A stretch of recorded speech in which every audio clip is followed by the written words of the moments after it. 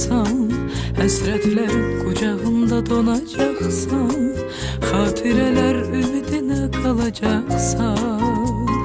Mən yadına düşəndə əzizlərin, doğmaların yad olacaq, düşmənlərin eşidəcək, şad olacaq, kövrək həzin xatirələr oyanacaq.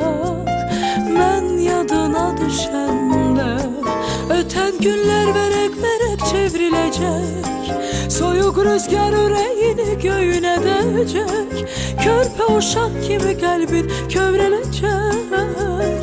Mən yadına düşəndə, mən yadına düşəndə, mən yadına düşəndə.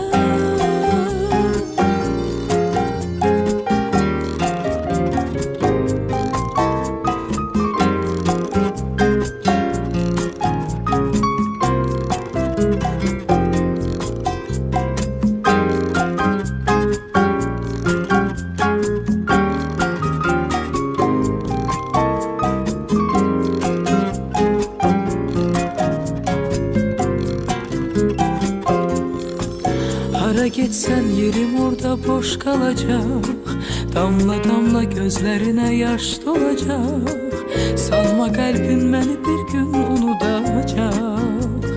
Mən yadına düşəndə əzizlərin, doğmaların yad olacaq, düşmənlərin eşidəcək, şad olacaq, kövrək həzin xatirələr oyanacaq.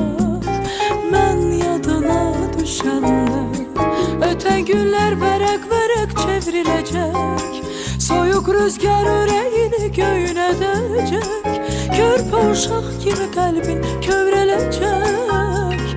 Mən yadına düşəndə, mən yadına düşəndə, mən yadına düşəndə.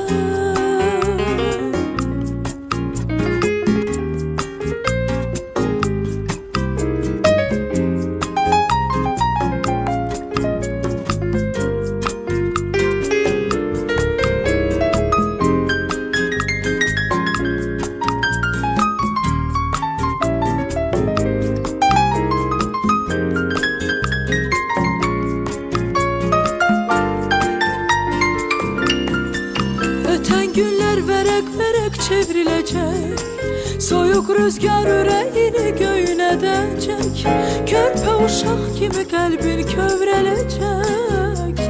Mən yadına düşəndə ötən günlər vərəq-vərəq çevriləcək, soyuq rüzgar ürəyini göyün edəcək, körpə uşaq kimi qəlbin kövrələcək.